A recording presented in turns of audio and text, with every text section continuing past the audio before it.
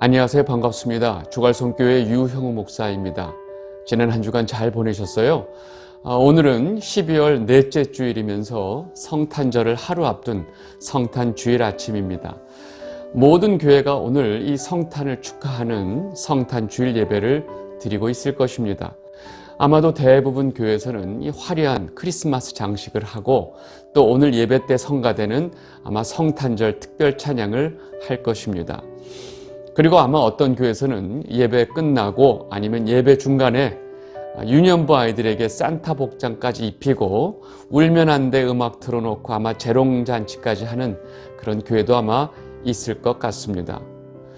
여러분, 우리는 왜 이렇게 매년 열심히 성탄절을 지키고 있을까요?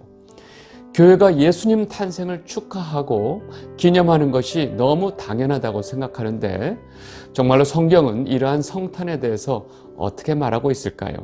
한번 오늘 이 이야기를 좀 해보도록 하겠습니다. 오늘 말씀 같이 보도록 하겠습니다. 누가복음 2장 8절에서 11절입니다. 그 지역의 목자들이 밤에 밖에서 자기 양떼를 지키더니 주의 사자가 곁에 서고 주의 영광이 그들을 두루 비추매 크게 무서워하는지라. 천사가 이르되 무서워하지 말라. 보라, 내가 온 백성에게 미칠 큰 기쁨의 좋은 소식을 너희에게 전하노라. 오늘 다윗의 동네에 너희를 위하여 구주가 나셨으니 곧 그리스도 주시니라. 아멘. 매년마다 교회가 이 연중 행사 중에 가장 중요하게 생각하고 가장 크게 지키는 절기가 성탄절입니다. 참고로 이 주갈성교회는 지금까지 성탄절 설교를 한 적이 한 번도 없습니다. 주갈성교회는 1년 내내 예수 그리스도와 또 예수 그리스도의 복음을 설교하기 때문입니다. 그러나 오늘은 제가 잠깐 이번 한 주 로마서 설교를 멈추고 성탄절에 대해서 좀 이야기를 좀 나눠보도록 하겠습니다.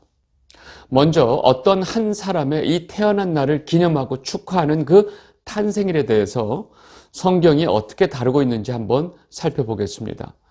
성경 전체에서 어떤 누군가의 생일을 축하하는 장면이 딱 두 번밖에 안 나옵니다. 첫 번째는 창세기에 나오는데 바로 그 애굽의 왕 바로의 생일을 축하하는 장면입니다. 창세기 40장 20절입니다. 제3일은 바로의 생일이라. 바로가 그의 모든 신하를 위하여 잔치를 베풀 때에 술 맡은 관원장과 떡 굽는 관원장에게 그의 신하들 중에 머리를 들게 하니라. 여러분, 바로의 생일날 여러분들이 잘 알고 있었던 그 요셉이 갇혔던 감옥에 있었던 그 술 맡은 관원장은 다시 자기의 자리에 복직을 하게 되고 또 그와 함께 같이 갇혔던 이 떡 맡은 관원장은 그 요셉이 꿈을 다 해석해 주면서 알려준 대로 그날 목이 달리게 됩니다. 창세기 40장 22절 떡 굽는 관원장은 매달리니 요셉이 그들에게 해석함과 같이 되었으나. 여러분, 이렇게 갑자기 이 애굽의 바로왕의 생일날 이 술 맡은 관원장은 복직이 되고 떡 맡은 관원장은 목이 달리는 사건이 바로 이 성경이 말하는 첫 번째 생일에 관한 장면입니다. 그리고 두 번째, 이 성경에서 말하는 두 번째 이 생일에 관한 장면은 마태복음에서 이 헤롯 왕의 생일 잔치를 벌이는 장면입니다. 마태복음 14장 6절입니다. 마침 헤롯의 생일이 되어 헤로디아의 딸이 연석 가운데서 춤을 추어 헤롯을 기쁘게 하니. 이렇게 자기의 생일을 축하하는 날 헤롯은 자신을 기쁘게 하는 그 헤로디아의 딸에게 내가 무엇이든지 달라는 대로 주겠다라고 약속을 하죠. 그리고 이 헤로디아의 딸은 그 어미가 시키는 대로 바로 세례 요한의 머리를 요구하게 됩니다. 굉장히 난처해하지만 헤롯은 많은 사람들 앞에서 자신이 입으로 약속을 했기 때문에 그 약속을 지킬 수밖에 없습니다. 그래서 결국 이 헤롯의 생일날 세례 요한은 처형을 당하게 됩니다. 마태복음 14장 10절에서 11절입니다. 사람을 보내어 옥에서 요한의 목을 베어 그 머리를 소반에 얹어서 그 소녀에게 주니 그가 자기 어머니에게로 가져가니라. 여러분, 이것이 바로 성경에 나오는 두 번째 헤롯의 생일을 표현하는 성경의 내용입니다. 이렇게 두 사람의 생일날 똑같이 어떤 한 사람이 처형되는 것을 성경이 보여줍니다. 어떻게 두 번밖에 안 나오는 이 생일의 장면에 똑같이 어떤 한 사람이 처형을 당할까요? 여러분, 지금 성경이 말하는 두 번의 생일에 관한 사건은 그 생일을 기념하고 축하하는 내용을 성경이 말하는 것이 아니라는 것을 우리는 쉽게 알 수 있습니다. 오히려 성경이 말하는 생일은 어떤 힘을 가진 자가 자신을 위해서 다른 한 사람을 죽이는 날로 설명하고 있다는 것입니다. 그리고 성경 어디에서도 하나님의 백성이 자기의 태어난 날을 축하하고 기념하는 장면은 없습니다. 그런데 왜 우리는 매년 자신의 생일을 기념하고 축하할까요? 여러분, 우리가 언제서부터 이렇게 한 사람이 자신의 생일을 축하하는지 알고 계신가요? 자신의 생일을 기념하고 축하하는 것은 사실 날짜를 계산할 수 있어야 하는데 이것이 점성술이 발달되면서 가능하게 되었습니다. 그리고 고대 시대에는 왕이나 높은 귀족들만이 자신들의 생일을 알 수 있었고 또 그날을 축하했던 것입니다. 여러분, 이렇게 자신의 그 높은 사람이 자신의 생일을 축하하는 것은 고대 그리스 문화였고 나중에 이 문화를 그대로 로마가 따라하게 됩니다.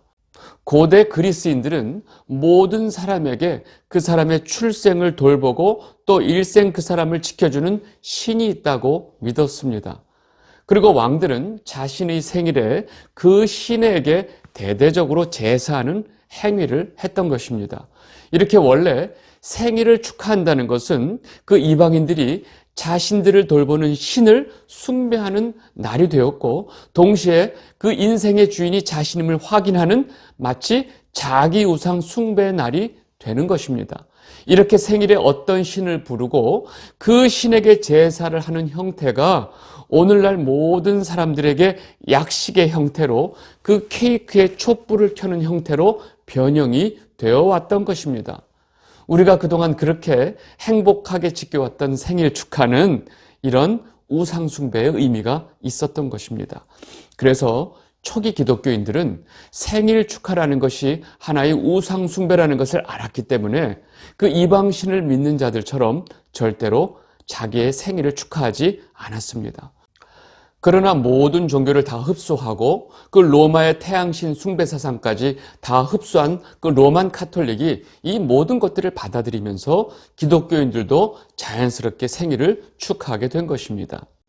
여러분, 이렇게 이 생일을 기념하고 축하하는 것 자체가 이방 문화이고 우상 숭배인데 교회에서는 왜 예수님이 탄생한 생일을 축하하는 것일까요?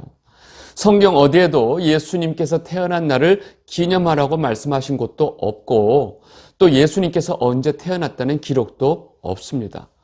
그러면 우리는 왜 매년 12월 25일을 예수님의 탄생일로 알고 있고 이 날을 성탄절로 지키고 있는 것일까요? 기원전서부터 로마와 이집트에서는 태양 숭배 사상이 있었고 매년 12월 25일을 태양신을 축하하는 날과 또 농신제로 기념하고 있었습니다. 1년 중에 해가 가장 짧아지는 동지서부터 그 다음 날서부터 해가 조금씩 길어지기 때문에 어둠이 물러가고 빛이 세력을 얻어서 만물이 소생하는 것을 기념하기 위해서 이 동짓날 12월 25일이 태양을 숭배하는 날이 되었던 것입니다. 그러니까 12월 25일은 우리가 말하는 예수님의 탄생과는 아무런 상관이 없는 날이었습니다. 오히려 너무나 분명한 태양 숭배를 위한 이교도들의 전통이었습니다. 그런데 이 서기 313년 로마의 콘스탄틴 황제가 밀라노 칙령을 통해서 기독교를 국교로 받아들인 이후에 공식적으로 350년경에 이 로마 교회 그 대주교 율리시스 1세가 12월 25일을 예수의 탄생일로 선포하게 됩니다. 근거요? 없죠. 이때부터 12월 25일은 기독교의 축제로 인정되면서 오늘날까지 이어지게 된 것입니다.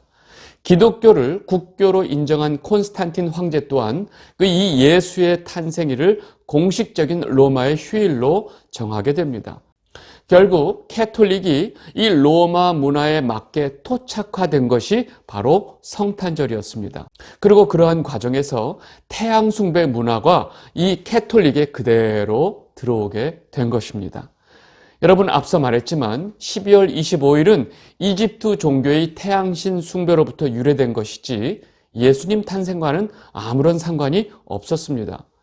여러분, 오늘 우리가 같이 읽었던 성경 본문 말씀을 보면 예수님께서 태어날 당시에 그 들에서 밤에 양을 치는 목동들이 나옵니다. 누가복음 2장 8절에서 9절입니다. 그 지역의 목자들이 밤에 밖에서 자기 양떼를 지키더니 주의 사자가 곁에 서고 주의 영광이 그들을 두루 비추매 크게 무서워하는지라. 여러분, 예수님이 태어난 이 베들레헴, 즉 이스라엘은 우리나라와 같은 위도상에 위치해 있기 때문에 기후가 비슷합니다. 그런데 우리는 극동이고 이 이스라엘은 극서 지역이죠. 아시아의 극서인데 우리나라와 다른 점은 이 이스라엘은 지중해성 기후하고 아열대성 기후의 교차 지점이었기 때문에 지리적인 그 특성 때문에 우리나라보다 봄과 가을이 굉장히 짧고 여름과 겨울이 더 길면서 기온차가 굉장히 심했다는 것입니다. 여러분, 이러한 이 이스라엘의 겨울은 우기에 해당되고 또 비가 굉장히 많이 내리고 기온이 많이 떨어져 있기 때문에 보통 양을 치는 목동들이 10월 전에 이미 양떼들을 다 우리 안으로 이동시키고 또 그 우리 안에서 겨울을 나게 합니다.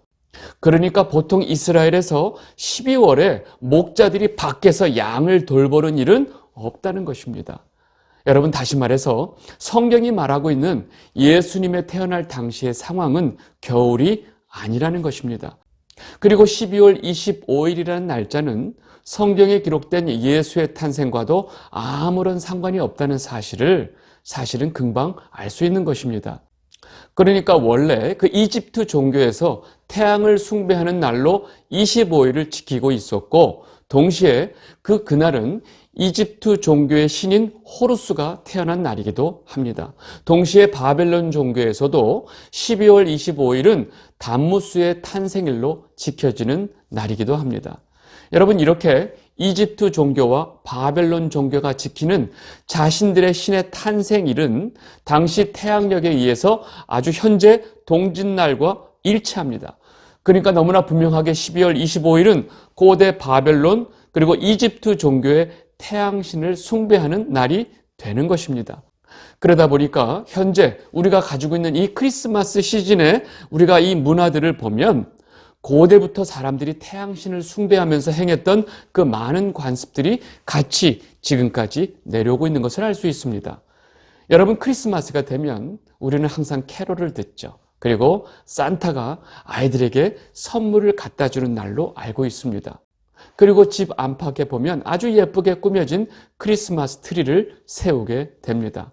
여러분, 이러한 풍습이 바로 이 원래 이교도 풍습이었던 그 풍습이 그대로 지금까지 이어져 내려온 것입니다. 여러분, 원래 이 고대 로마에서 12월 25일은 또한 농신제로 지켜졌습니다. 그래서 매년 12월 하순에 로마에서는 시길라리아라고 하는 이 축제 기간 동안 어린 아이들에게 인형 같은 선물을 주는 풍습이 있었습니다. 이러한 로마의 그 축제 풍습이 크리스마스 시즌에 그대로 이어져 내려오고 있는 것입니다. 그리고 고대 바벨론, 이집트, 로마 지역에서는 이 상록수를 숭배하는 사상이 있었습니다. 눈이 많고 추운 지역에서는 그 언제나 푸른 이 상록수가 하나의 숭배 대상이 되었던 것입니다. 그리고 이 바벨론 종교에서는 이 상록수가 그 니무롯의 아들 담무스를 상징하고 있었습니다. 그래서 스칸디나비아 지역에서는 새해가 되면 악신을 물리치기 위해서 집과 주변에 상록수로 꾸며오던 샤머니즘이 성행했습니다. 여러분, 이러한 전통들이 다 맞물려서 로마에서 농신제 기간 동안 이 상록수인 전나무를 특별히 구별해서 세워놓고 그 나무에 태양을 상징하는 붉은 장신구를 달아서 이 태양신을 숭배했던 것입니다. 이러한 고대 풍습으로 인해서 지금 우리가 크리스마스 때마다 보면 집안에 이 크리스마스 트리를 세워놓고 거기에 붉은 태양을 상징하는 장신구를 달고 있고, 또 그리고 그 크리스마스 트리 옆에 선물들을 놓은 모습을 우리는 너무나 쉽게 볼 수 있는 것입니다. 여러분, 이러한 고대 로마와 이집트의 이 태양신과 관련된 여러 신들을 기념하는 이교도 문화를 로만 캐톨릭이 교회로 들어와서 기독교 행사로 바꾸게 된 것입니다. 이러한 이유 때문에 이 로만 캐톨릭 안에는 여전히 이 태양신 숭배와 이 바벨론 종교의 모습을 그대로 가지고 있다는 것입니다. 아마도 이 영상을 보고 계신 주갈성 성도 여러분들은 다 이 사실을 잘 알고 계실 것입니다.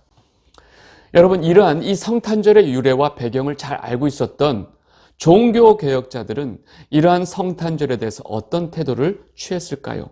당연히 이러한 부활절과 아울러서 성탄절을 지키는 것을 철저하게 반대를 했고 또 지키지 못하게 했던 것입니다. 그리고 종교개혁 이후에 경건한 프로테스탄트들, 즉 개신교도들은 성탄절 같은 교회 안에 들어온 이런 이교도 행사들을 다 거부했던 것입니다. 여러분, 그런데 종교개혁 이후에 거의 500년 이상 이 로만 캐톨릭은 끊임없이 이 개신교를 다시 캐톨릭 안에 흡수하기 위해서 너무나 오랫동안 여러 방법을 통해서 영향력을 행사했고, 그 결과 지금 기독교는 캐톨릭에서 이 물려준 그 수많은 이교도 숭배 사상을 그대로 받아들이고 있었던 것입니다. 여러분, 제가 늘 말씀드리는 이 잘못된 성령운동, 여러분, 이것의 뿌리를 쫓아가면 은사운동, 신사도운동과 연결이 되는데, 이 모든 잘못된 성령운동의 뿌리도 보면 캐톨릭에서 온 것입니다. 그리고 지금 교회 안에 퍼져 있는 잘못된 신비주의 사상, 영성훈련, 이런 모든 것들이 또 어디서 왔느냐? 캐톨릭에서 왔습니다. 그리고 최근에 제가 여러분들께 설명했던 세대주의 있죠. 이 세대주의, 잘못된 종말론을 뿌리고 있는 이 세대주의 신학도 사실 그 뒤를 보면 캐톨릭과 연관이 있다는 것입니다. 그러다 보니까 지금 교회 안에 수많은 목사들이 캐톨릭 신부처럼 이 로만 칼라를 하고 아주 거룩한 신부처럼 옷을 입고 캐톨릭의 수도사들이 하고 있는 이 영성 훈련 같은 것을 아주 대단한 기독교의 훈련인 것처럼 가르치고 있는 것입니다. 그리고 그런 목사들의 대부분은 다원주의를 따르고 있고 WCC 같은 행사에 아주 적극적인 태도를 취하고 있는 것입니다. 여러분, 지금까지 제가 여러분들께 알려드린 이 성탄절에 관한 내용들은요, 인터넷에 치면 너무나 많이 나와 있어서 누구나 관심만 가지면 쉽게 알 수 있는 내용들입니다. 그런데 이렇게 누구나 쉽게 인터넷을 통해서 알 수 있는 이러한 내용들을 교회에서는 아무도 말하지 않고 입도 뻥끗하지 않는다는 것입니다. 놀랍게도 이러한 사실을 아주 굉장한 무슨 비밀을 알려주듯이 말하고 있는 데가 어디냐? 이단 사이비 교회라는 것입니다. 여러분, 이단 사이비들은 이런 성탄절의 진실을 말하면서 봐라, 우리는 진짜다, 그리고 이렇게 잘못된 것을 지키고 있는 저 정통교회들이 이단이다라고 주장을 하는 것입니다. 여러분, 이런 성탄절의 문제를 말하고 설명해주고 있는 이단 사이비 교단들은 자신들의 교주를 하나님으로 믿고 있고, 또 그런 교주가 죽으면 그 교주의 아내가 또 하나님 어머니가 되는 이런 말도 안 되는 이단 사이비들입니다. 그리고 이런 이단 사이비들은 삼위일체 하나님을 인정하지도 않고 믿지도 않습니다. 왜냐하면 예수 그리스도를 하나님으로 인정하게 되면 자신들의 교주의 위상이 떨어지기 때문입니다.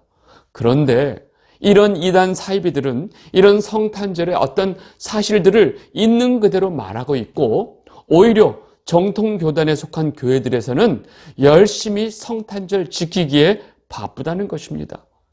여러분, 이런 어처구니 없는 상황을 우리는 도대체 어떻게 이해해야 할까요?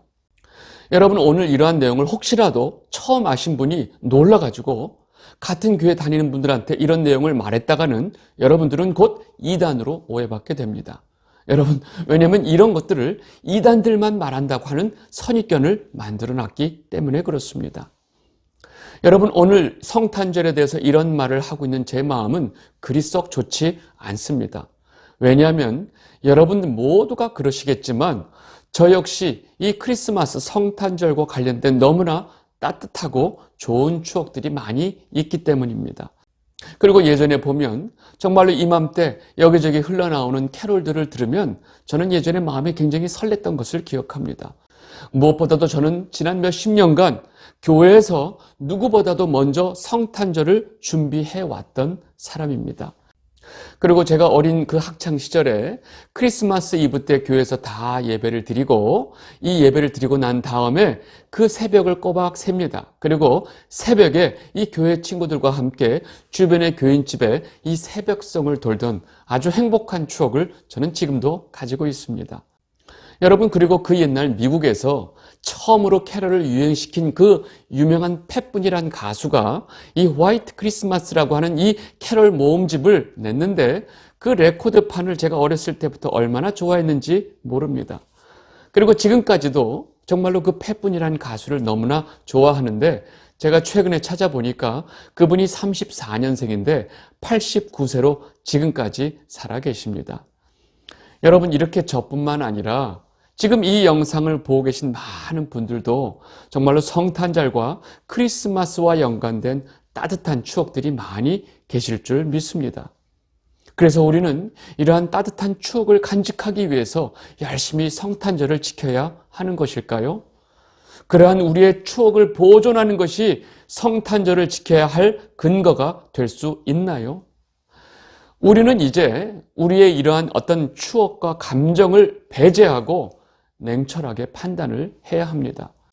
여러분, 지금과 같은 현대 시대에 크리스마스라는 것은 모든 사람들에게 기독교와 상관없이 전 세계인들이 즐기는 축제가 되었습니다.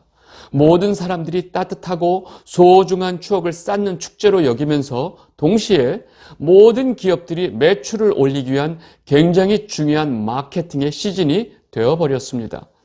여기저기 크리스마스 캐롤이 들리고 백화점마다 아주 화려한 크리스마스 장식에 엄청난 돈을 들이고 많은 사람들이 아주 들뜬 마음으로 화려한 이 밤거리를 다니고 있지만 그들 중에 어느 누구도 예수 그리스도를 생각하는 사람은 없다는 것입니다.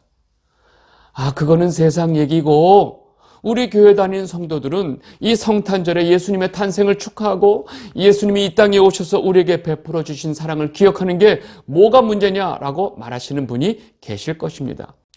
여러분, 그런데 교회에서 성탄절마다 우리가 늘 보는 모습은 바로 성모 마리아가 아기 예수를 안고 있는 모습이라는 것입니다. 유일하게 교회에서도 성탄절에는 이러한 모습을 끊임없이 우리에게 보여줍니다.